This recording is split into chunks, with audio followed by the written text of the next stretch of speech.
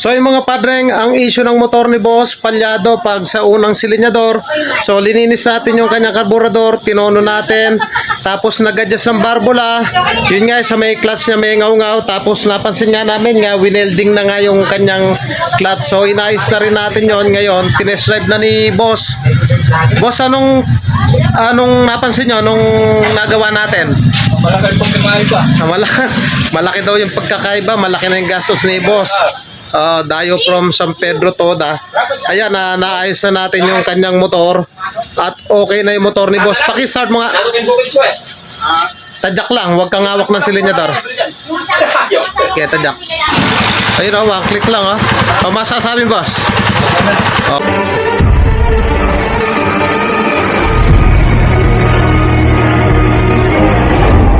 Kumusta kayo mga padreng at welcome back na naman sa ating channel. Dayo from San Pedro Toda, Hermosa, Bataan. Shout out kay Pres Red Barako 1. Barako 1. Ang issue ng motor ni Boss, kapag nakaprenera o naka-gear tayo, ang humangaw-ngaw siya. Tapos nung pinaandar namin, may sinasabi rin si Boss na may lagitik, nagpalit na daw ng tensioner. Pero pag mainit ba, doon malagitik o pag malamig? Pag malamig daw, may lagitik. Tapos, napansin ko sa kanyang idle. Try natin. Ayun o, palyado o. Namamatay daw madalas.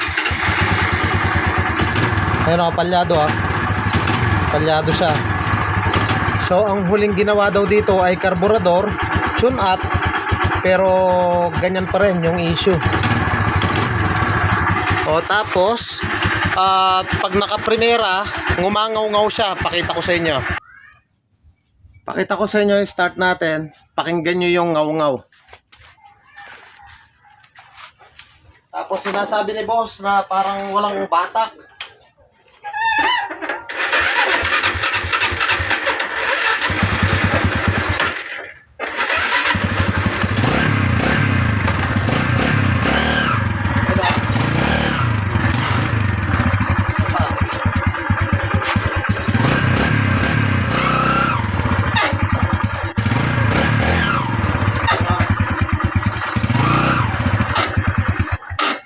Meron siyang humuhuni na matining na tunog.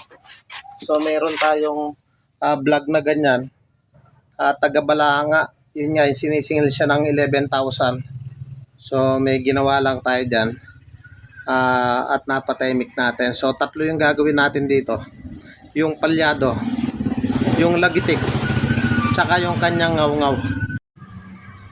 So yung mga padreng, nabaklas na natin yung kanyang clutch side. So ito yung target natin dyan kung bakit kumangaw-ngaw. Pansinin nyo, halos pudpud na yung gear niya rito sa kaliwa. Kakatingin lang natin yan. May content naman tayo nyan, tapos babalik ta rin. Ngayon, nagpalit na daw to ng clutch lining. Sinasabi ni Boss na parang hirap daw humila. Iisa-isay natin yan, check natin kung tama yung kasa ng kanyang clutch lining. Dapat nadala mo para ma-check up natin. Hindi makitab yung original. Tanggalin lang natin to. 4 na 10 mm.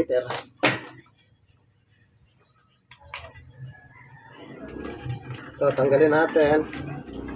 Ayan o. Okay.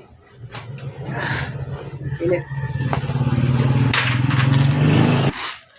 So ayan ang mga padreng, nabaklas na natin. So hindi ko pa siya binabaklas isa-isa dahil medyo mainit na pag kumuna dyan. So ganyan siya. Ayan. Check natin. Sinasabi ni Boss years ago, no, taon na rin eh. Nagpalit daw ng clutch lining pero parang pigil ba yung takbo? Parang nanibago ka na eh. So marami na tayong content nito mga padreng na dapat alam natin yung basic na pagkakasa ng bawat pyesa para yun nga tumagal yung buhay ng ating makina. So isa-isay natin yung kanyang lining tsaka yung kanyang plate. Dayo from Green Hills, San Pedro, Hermosa, Bataan. Tanggalin na muna natin lining. Yung lining, ayan. Pag may nakita tayong marking o pangalan dito, siya yung nasa harap. So ito wala naman. So okay siya. So goods to. Sunod natin yung plate. Ang plate, sinasabi ko lagi, yung matalim, lagi siya sa loob, salatin natin. O ito, matalim o. Baligtarin ko. O, baligtad. Pasalat natin kay boss. Boss, salatin mo. Matalim yan. Ay, yung kanto. Matalim, di ba? O, yung kabila. So, sablay po to. Sablay mga padre. Kaya walang lakas yung motor ni boss. O, isa ng sablay. Next. Lining. Kaya yung lining niya, sunog na rin yung kanyang lining. Automatic to, papalit na. Sunog na, slide na. Ayan o. Sunog na rin yung kanyang lining. O, ito yung susunod. Ayan walang daya yan. O ito, tama. Tama tong kasa nito. O, sunod natin yung isa. O ito, mukhang baligtad yata to. O, baligtad nga. Ayan salatin mo boss. Matalim Ito. O, baligtad. Dalawa na po yung baligtad. Cause yan kung bakit hindi tumatagal yung bawat pyesa. So ito na naman plate. Salatin mo boss. Matalim. Yung matalim po na yan, dapat yan ganyan. Tatlong mali na. Okay. Check natin to. Ayun medyo, kaya ang tendency nyo, medyo kumain na dito Medyo kumain na tuloy. Dahil nga sa maling pagkakasa ng pyesa. Turo ko sa inyo yung tamang pagkasa nyan. So yung plate, marami na tayong content nito, marami pa rin nagkakamali. Dapat alam natin yung basic. So ayan hindi siya matalim. Ayan. So ganyan dapat yung kasa niyan. Yung matalim nasa likod. So mali lahat. Matik to, papalit na kami ng clutch lining Ala na, sunog na. Kaya cause din po yan kung bakit ngumangaw-ngaw na parang nag-i-slide at walang lakas. So, ayan ang sablay dyan.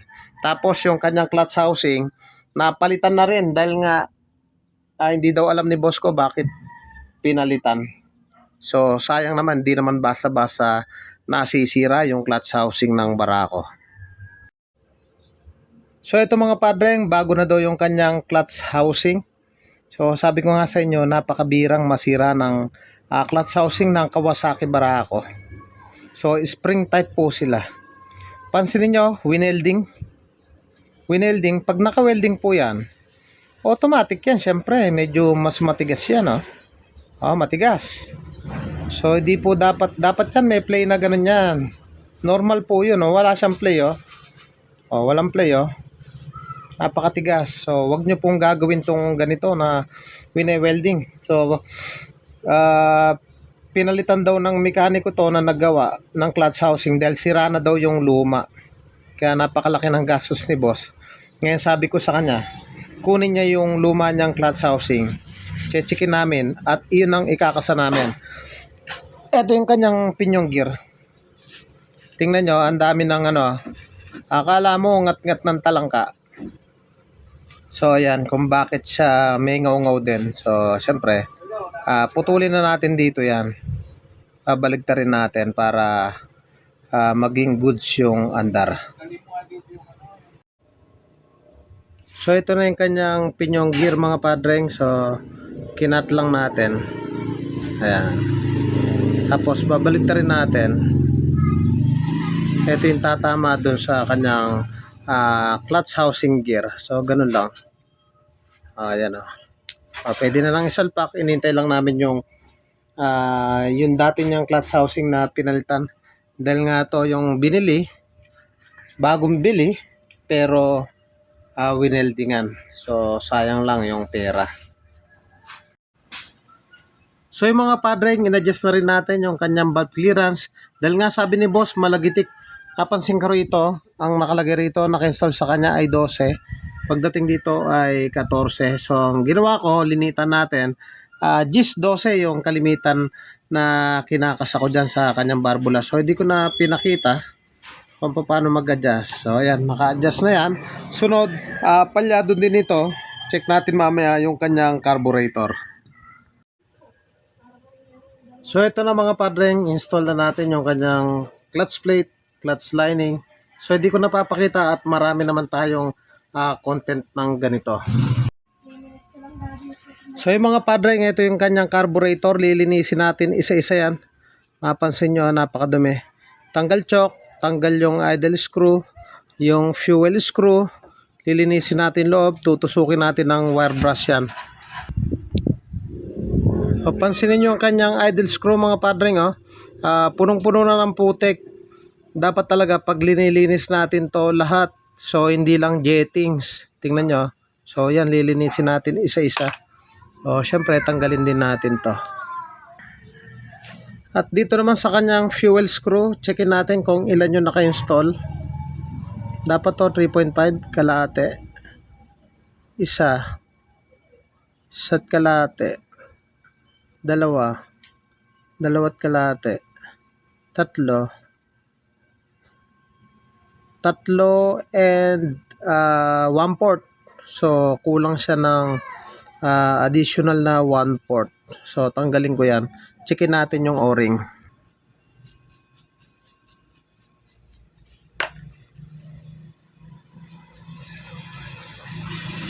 Mga padreng, kung nais nyong magpagawa at taga-Bataan lamang po kayo, pwede po kayo sumadya dito sa ating shop. At dito lamang yan sa Pulo, Hermosa, Bataan. At tabing tulay lang po tayo mismo.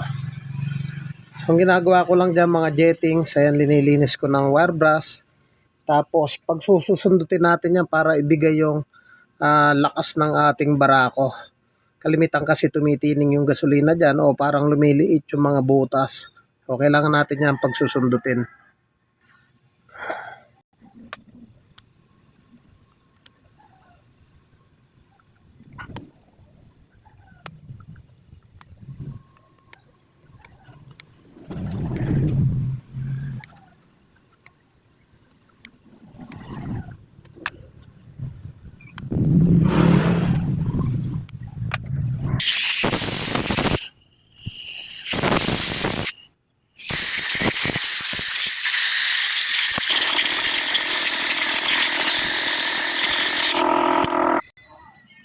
So yung mga padreng na-install na natin, yung mga jettings, yung idle. So ito, nasagad ko na ng kanan.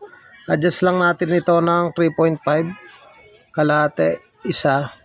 Isa't kalate, dalawa. Dalawat kalate, tatlo. Tatlot kalate. So yung mga padreng, nalinis na natin yung kanyang idle screw. So napakadumi, yung choke lininis na natin. Pinagsusundot yung mga jettings. Ito kulang na 1/4 turn. So ito kalimitan hindi nila pansin ito pag naggagawa ng carburetor. Dapat ito walang hangin na lalabas o bula kapag inipan natin tong hose. Try natin to. Nakikita nyo ba bumubula?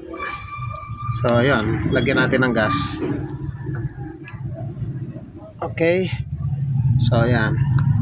So, pag bumubula po yan, cause po yan ng palyado, dapat yan, matanggal natin yan.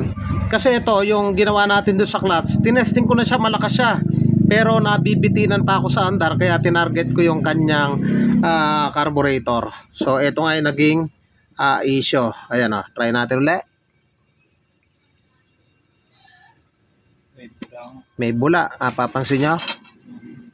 So, ang gagawin natin, tsaka napansin ko rito, putol na yung sabitan. Teka, kuha tayo ng panundot. Putol na yung sabitan nung ano niya. Tulak lang natin. Kasi ito yung hindi pansin ng mga mekaniko. So, konting tip lang mga padre. Ayan. Tanggalin natin. Pansinin nyo to. Bali na yung ano niya. Yung sabitan. Ito, bali na to. Putol na siya, yan Putol na siya. Pero kahit putol yan, dapat yan, hindi bubula yan. So, titingin ako nito. Ayun, pangalawa, ayun matindi na yung labi. Yung labi niya, ayan so, try nating humanap ng pwedeng pamalit. So, yung mga padreng, papalit tayo. Ito, bebewang na. Ito yung bago. So yung mga padreng, napalitan na natin yung needle valve tsaka yung pinakabahay niya, lagyan natin ng gas. Dapat to kanina sa unang video bumubula. Ngayon pag ginipan natin dapat walang bula. So meron pa siya. Tingnan natin. Angat lang natin, minsan nakakalangan ng dumi.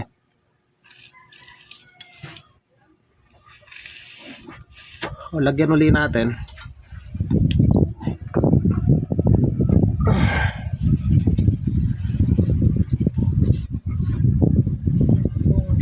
So meron pa ako nakikitang konting bula dito. So susubukan nating mag-adjust ng kamay. Meron siya. Samantala yung luma niya napakalakas. Ito konting remedyo lang. So tututok lang ako dito ng bagya. So yan, in-adjust ko. Try uli natin. Ayun o, wala na o.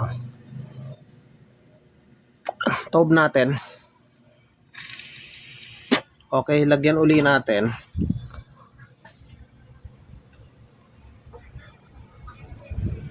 Okay. Tapos, hipan natin uli.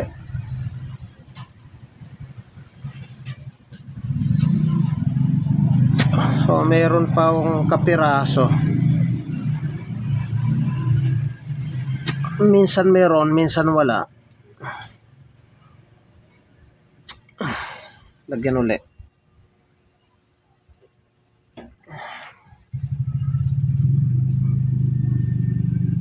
Ayun, wala na.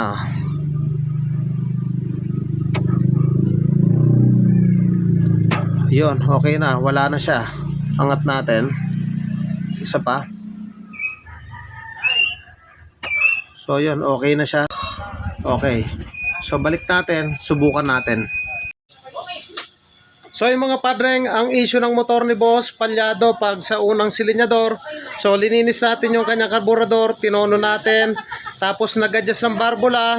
Yun nga, sa may clutch niya may ngaw-ngaw. Tapos napansin nga namin nga, winelding na nga yung kanyang clutch. So inayos na rin natin yon. Ngayon, tinest drive na ni boss. Boss, anong napansin nyo nung nagawa natin? Malaki pong kumaiba. Malaki daw yung pagkakaiba. Malaki na yung gastos ni boss. Dayo from San Pedro Toda. Ayan, naayos na natin yung kanyang motor. At okay na yung motor ni boss. Paki-start mo nga. Tadyak lang, huwag kang hawak ng silinyador. Okay, tadyak. Ayun o, click lang o. Masasabi boss? Okay na. Mga padreng, kung nagusto mo yung ganitong tutorial at bago ka pa lang sa akin channel, huwag niyo pong kalimutan na paki-like, paki-subscribe at paki-hit na rin po yung notification bell para updated po kayo sa mga videos na kagaya nito. Thank you po sa inyo. God bless at mabuhay po kayo.